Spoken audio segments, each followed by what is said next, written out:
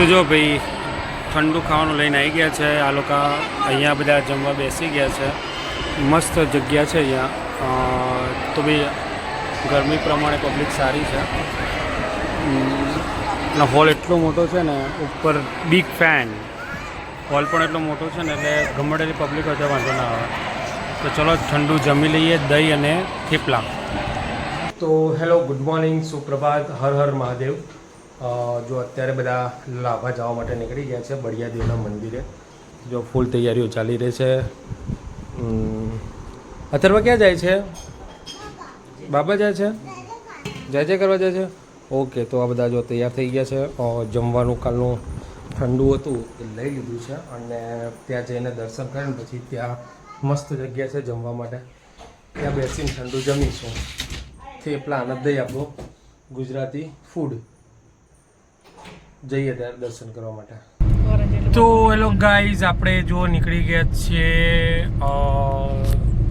લોભા જવા માટે. ગરમી ખૂબ છે એટલે સવારે નીકળી ગયા છે. સવારે જઈને ફટાફટ ત્યાં દર્શન કરીને સીધા ઘરે આવીને એસી ભેગા થઈ જઈએ, કારણ કે ઓરેન્જ એલર્ટ આપવામાં આવ્યું છે 3-4 દિવસ માટે. એટલે બને ત્યાં સુધી બહાર બહુ ના નીકળવું તો ફાયદાકારક છે બધાના માટે. તો આ બધા તો એમની પોઝિશન લઈ લીધી છે. Good morning guys. Har Har Mahadev. અમે બધા જઈએ છીએ બાબા જય કરવા. તમે બી ચાલો. ઓકે, તારે કન્ટિન્યુ એવું જ બોલવાનું. સબસ્ક્રાઈબ કરો. જય શ્રી રામ. ઓકે. તો ભાઈ ચલો ત્યાં જઈને દર્શન કરીએ. તો ફાઇનલ ગાઈઝ આપણો પહોંચી જશે બળિયાદેવના મંદિરે. પણ ગરમી હોવા છતાં પણ ફૂલ ટ્રાફિક છે અને અહીંયા દાદાનો ગરબો આવી રહ્યો છે. ફૂલ ટ્રાફિક છે, ધાર્યા કરતાં ઘણો ટ્રાફિક છે. અને આ બધા લાઈનમાં બેસી ગયા છે. જવાનું છે કે બેસવાનું છે? ચલો ત્યારે પહેલી બાજુથી છે. ના, એ તમારે બહાર જ જવું પડશે.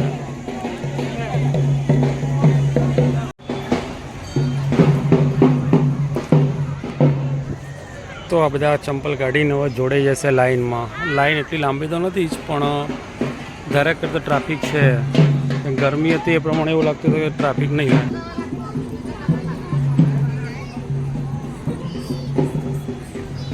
તો આ છે બળિયાદેવનું મંદિર, લાંબા ગામ. સરસ મંદિર છે, બધું સારી સુવિધા, બધું સારું છે. ગરમીની અંદર પણ શેડ ને મસ્ત કર્યું છે, જે બીજી જગ્યાએ મંદિરમાં જોવા મળતું નથી.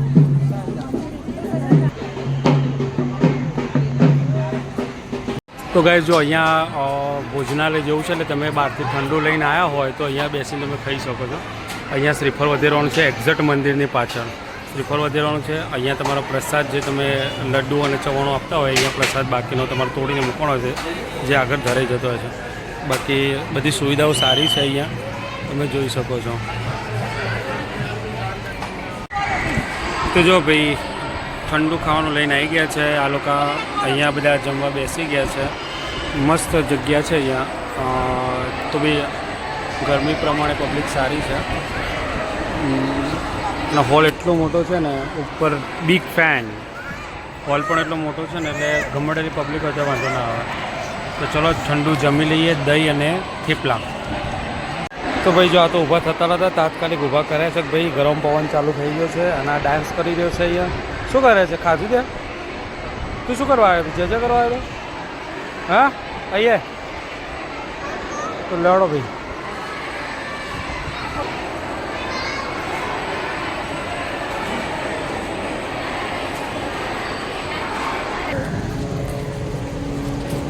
તો આ બધું છે ને દાદાનો પ્રસાદ ઘર છે. અહીંયા દાદાનો પ્રસાદ બને છે અને જેટલા બી લોકો અહીંયા આવે દાદાનો પ્રસાદ અહીંયાથી ડાયરેક્ટ પ્રસાદ ઘરમાં જાય ત્યાંથી લઈ જાય. દાદાનો પાછળનો લુક છે.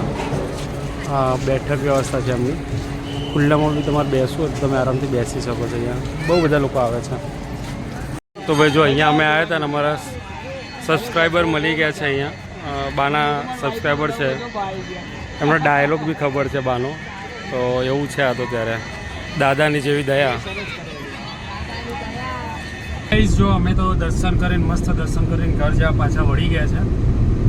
ગરમી એટલે જો ગાડીમાં બેઠા છે તો પરસેવો વળી રહ્યો છે, એટલી જોરદાર ગરમી છે. એમાં તો વાગે છે અત્યારે લગભગ 12:15 થાય છે. પુષ્કળ ગરમી છે. એમ રિટર્ન નીકળી ગયા છે, અમદાવાદ પહોંચી ગયા છે, સીધા અમદાવાદથી સીધા ઘર ભેગા આવે.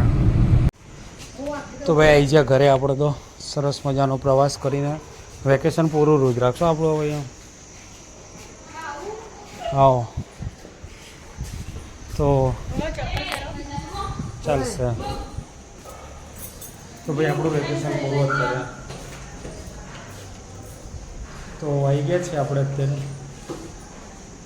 આપણે આપણે ઘરે.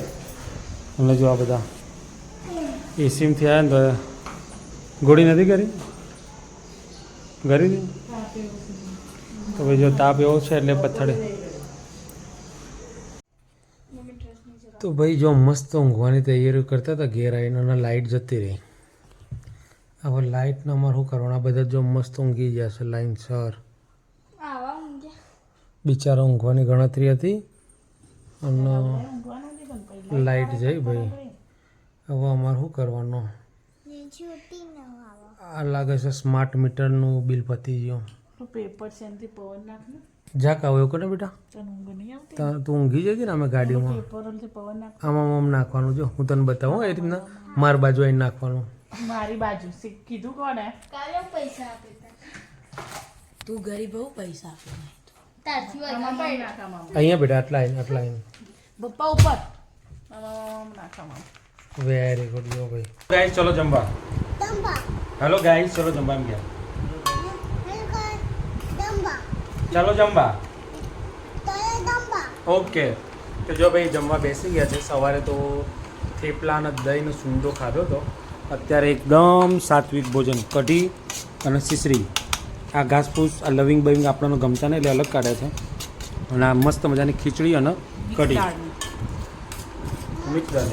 અને જો હા હું કવડાવલા તું ઢોળીશ. તો જો આ બધા બેસી જશે જમવા માટે.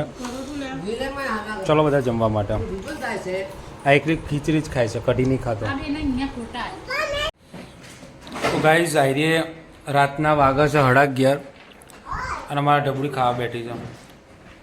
હવે એનો વિડીયો લઈએ છીએ એટલે કે અમારો વિડીયો નહીં લેવાનો. ચમ ચવાણું ખાય છે એરી.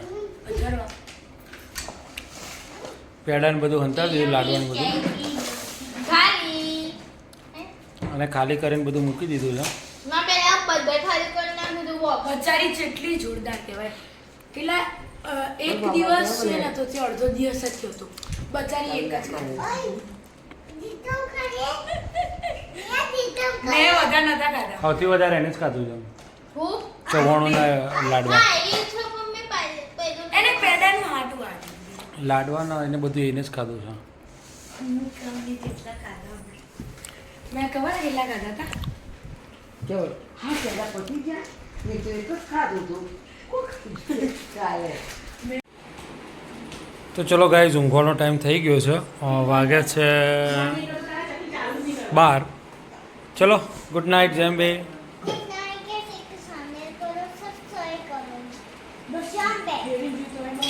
હર હર